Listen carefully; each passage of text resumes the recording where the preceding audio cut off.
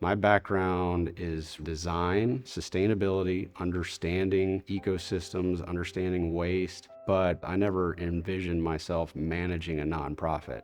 When I was about 7 or 8 years old, I'd go to big family gatherings and I got into the habit of writing people's names on these styrofoam cups because I knew that polystyrene, styrofoam is one of those things that can stay in the environment for thousands of years.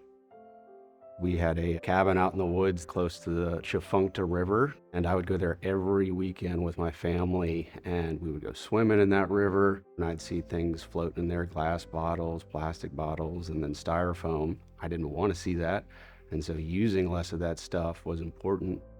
In New Orleans, I went to an Episcopalian school. They had a very strong sort of program about respecting the environment, the importance of waste reduction. Those sort of things influenced me. And probably my dad, he was always very influential on getting me out into the wild. Louisiana is a bountiful place if you're a hunter and a fisherman. And so hunting and fishing for me led to this idea and appreciation for conservation, which of course is tied into so much of environmentalism and respecting the outdoors, respecting natural resources.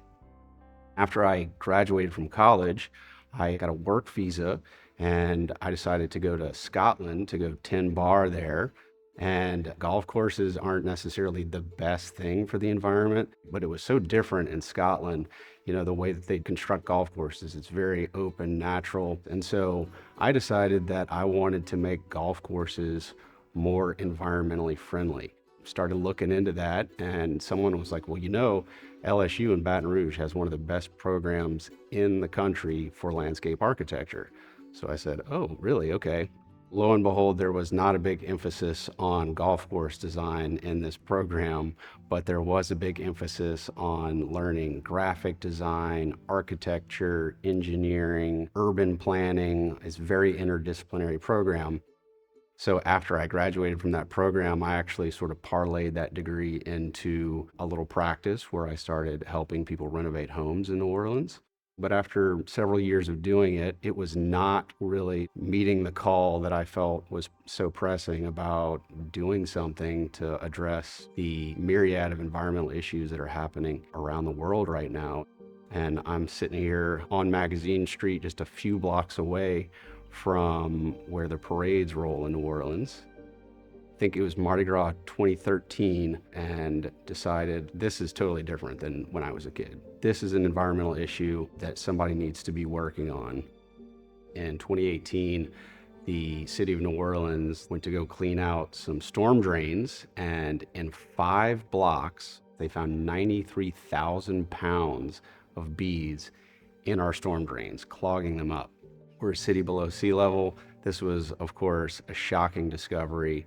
This is not just about curbing disposable plastic. This is also about protecting our first line of defense against storms and street flooding. In 2019, I started a nonprofit called Groundcrew. Our tagline is waste prevention, recycling, and sustainable products at New Orleans events. We want to sell affordable, eco-friendly parade throws that promote Louisiana products and people, creating alternatives to the disposable plastic items that we import from overseas. We want to try to incorporate this idea of lower quantity, higher quality throws.